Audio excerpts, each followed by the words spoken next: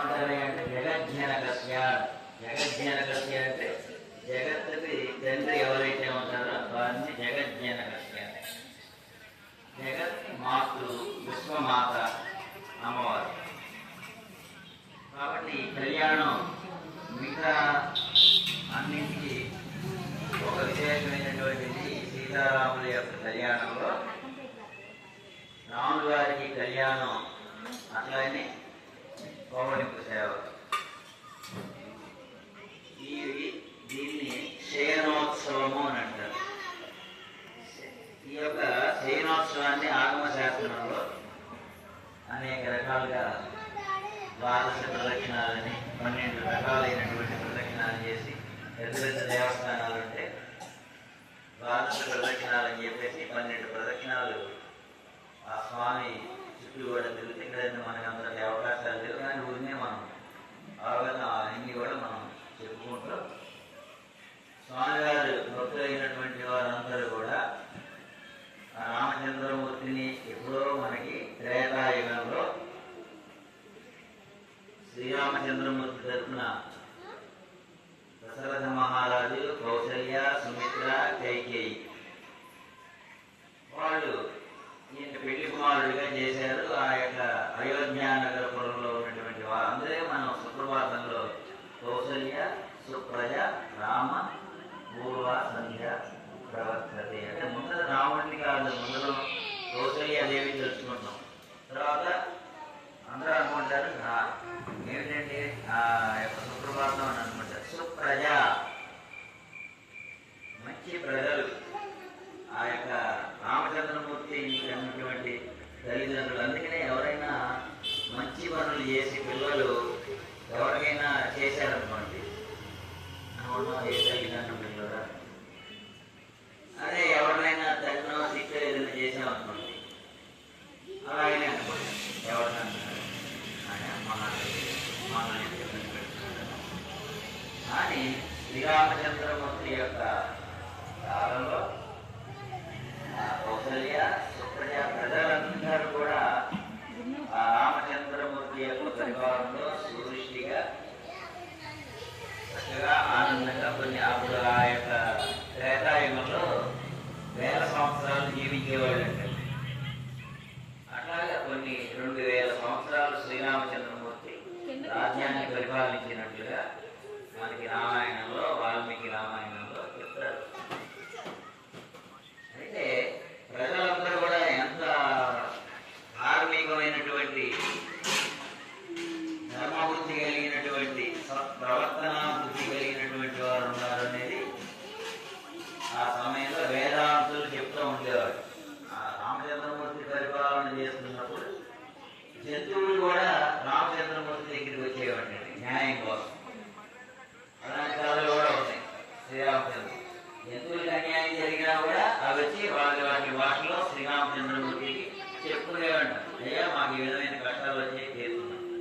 ఆ రామచంద్రమూర్తి యొక్క చల్లని చూపుల వలన వాళ్ళ కష్టాలకి కూడా తొలగిపోయి ఇవాళ రోజున మనం కష్టాలని అంటే ఏంటంటే అన్ని కొడుకు తెచ్చుకుంటున్నామని, లోన్లు ఇవన్నీ లేక మన దగ్గర ఉన్నాయి, వేరే వాళ్ళకి ఇవ్వడం, వాళ్ళు ఇవ్వట్లేదు. పూర్వకాలంలో అవేమి ఉండేది కాదు. ఆరోగ్యమే మహాభాగ్యం అని చెప్పేసి మనం ఆ కాలంలో అలా ఉండేటువంటి ధనం మీద కానీ మిగతా వ్యామోహాల మీద కానీ ఎవరి మనస్సు కూడా వెళ్ళేది కాదు. మనకి ఒక 50-60 సంవత్సరాల క్రితం చూసుకున్నా కూడా ప్రజలందరూ కూడా అలాగే ఉన్నారు. ఈ ధార్మిక బుద్ధి మానవుడికి పెద్దలకి ఉన్నది.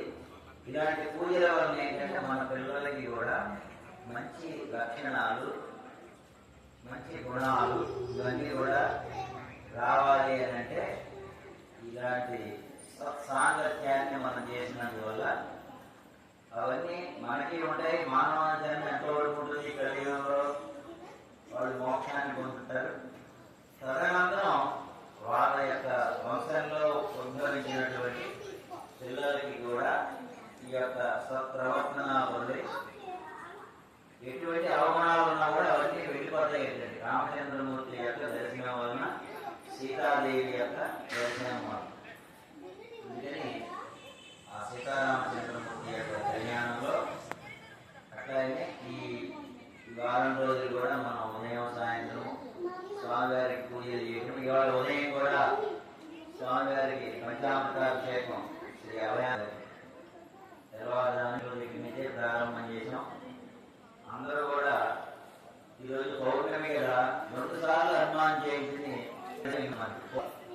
15 ఏళ్ల క్రితం అయితే వైశాఖ మాసంలోనే హనుమాన్ జయంతి చేసేవాడు. కానీ ఈ మధ్యకాలంలో ఏమైంది, చైత్ర శుద్ధులు కూడా హనుమాన్ జయంతి అని పురాణాలు, కొంతమంది పెద్దలు వీళ్ళందరూ కూడా ఏమి చేయాలంటే ఆ రోజున సూర్యుడిని మింగపోయి ఆంజనేయ స్వామి గారి గగనాన్ని ఎగిరినప్పుడు ఇంద్రుడు వజ్రాయుధంతో ఆయన్ని రోడ్డు మీద కొట్టినప్పుడు ఆయన భూమి మీద పడిపోయి తిరిగి మరలా ఆయన సకల దేవతల యొక్క వరాల వలన ఆయన ఈ యొక్క పౌర్ణమి రోజున చిరంజీవి ఆయన స్వామివారు వచ్చినట్లుగా శాస్త్రకారులు, పెద్దలు, మహానుభావులు, పూజలు అందరూ నిర్ణయించి ఈ రోజు కూడా చేయండి, చాలా మంచిది, అందరికీ మనకు ఉండేటువంటి బాధలు దొరుకుతాయని ఈ రోజు కూడా ఆ పూజ. అందుకనే మనం ఈ శ్రావణ పౌర్ణమి రోజున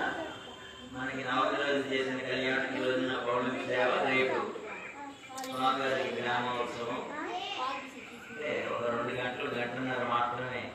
కొంతమంది అడుగుతున్నారు ఏమంటే ఊరంతా తిరుగుతారు అంటే, మరి మనం అంత ఇక్కడ మంది మార్గం ఇవన్నీ కూడా కావాలండి. అందుకని మేము ఏంటంటే ఉత్సవం సంవత్సరంలో 4 సార్లు చేద్దాం.